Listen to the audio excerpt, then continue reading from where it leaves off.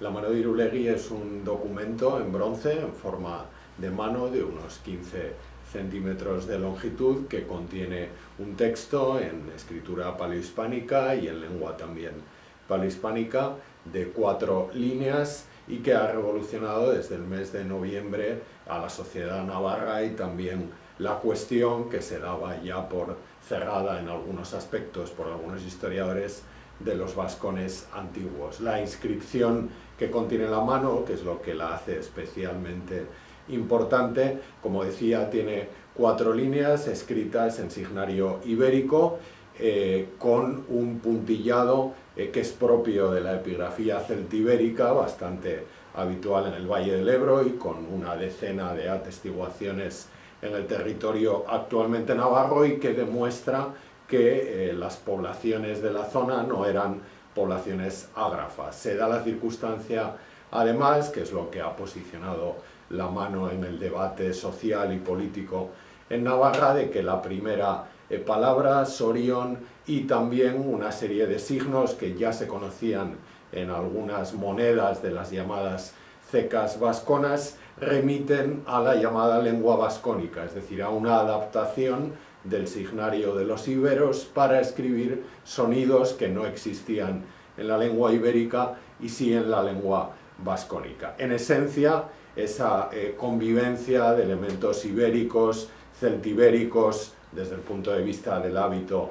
epigráfico y de lengua vascónica, hacen a la mano de Irulegui un documento evidente de algo que ya sabíamos, la gran variedad, la gran diversidad étnica y probablemente también lingüística que hubo en el territorio vascón en la antigüedad.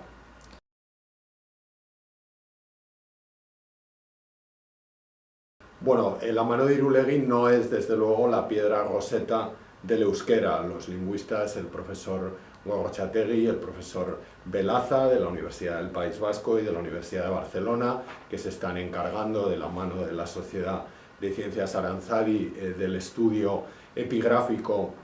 de esta pieza, han tenido el acierto de hablar de lengua vascónica precisamente para separarla de términos como paleovasco o euskera, porque la distancia entre esa lengua vascónica y el euskera actual pues va a ser tremenda y se va a confirmar pues que hay una transformación lingüística muy fuerte. Por tanto, no puede considerarse un documento clave para entender el origen de la lengua vasca. Y por supuesto, por esa diversidad que muestran los distintos códigos, la estratigrafía epigráfica de la pieza, tampoco puede convertirse en un documento que celebre o que testimonie la univocidad lingüística del territorio vascón en la antigüedad. En estos días, en diversas conferencias que están disponibles en YouTube, hemos hablado de cómo casi en el momento en el que esta mano se oculta, en la década de los 70 del siglo I a.C., cuando el oppidum de Irulegui, en el que ha sido hallada, se destruye, también obra la primera noticia que tenemos histórica sobre los vascones. Es una noticia que da Tito Livio y que habla de la existencia de un Vasconum ager en la zona meridional de Navarra, una zona en la que, sobre todo en el entorno de Cascante, Cintruénigo y sobre todo la custodia de Viana, están apareciendo constantemente decenas de documentos en lengua celtibérica contemporáneos a la mano de Irulegui, con lo cual la mano de Irulegui desde luego no es un documento de que el vasco fuera ni la lengua mayoritaria ni la más hablada y desde luego tampoco la más documentada. Apenas tenemos 2 evidencias más, una inscripción en olite y el bronce de Aranguren, junto al discutido mosaico de Andelo, en estos territorios en lengua, digamos, vascónica. Y por supuesto habría que decir también que la mano de Irulegui no es una tésera de hospitalidad celtibérica, porque el signario empleado es el signario propio de la lengua ibérica y existen esos rasgos específicos de la lengua vascónica, y tampoco habría que admitir la posibilidad de considerar, como alguien ha hecho, sobre todo en las primeras jornadas inmediatas a su presentación, considerar que la mano de Irulegui es una falsificación.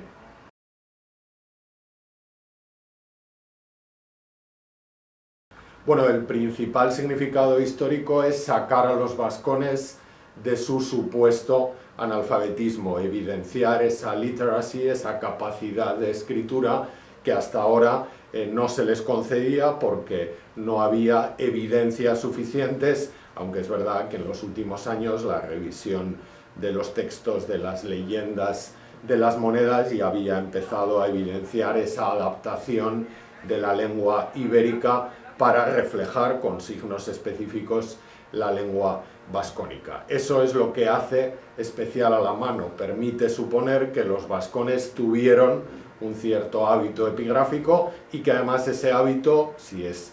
real efectivamente que la mano ha aparecido como se interpreta en un contexto doméstico, ese hábito alcanzaría ambientes de carácter privado, de carácter íntimo, que permiten suponer una mayor extensión del hecho de la escritura entre las sociedades que las fuentes antiguas denominan como vascones.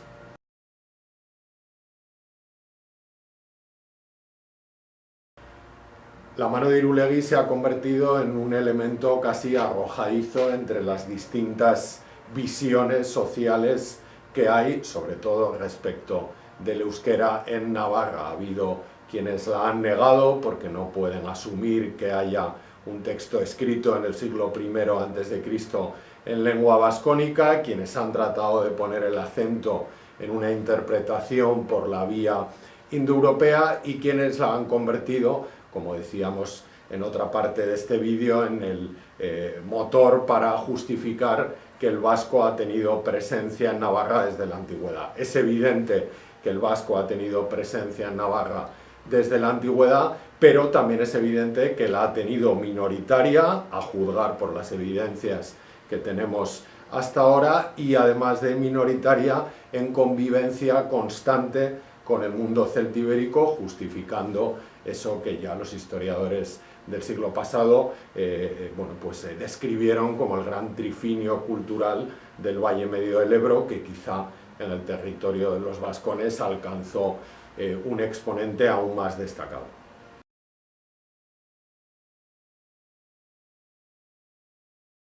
La mano de Irulegui ha puesto de relieve que hay mucho todavía por averiguar sobre esta sociedad de los antiguos vascones. Tenemos, por ejemplo, que responder a por qué hay tan poquitas evidencias de lengua vascónica en Navarra,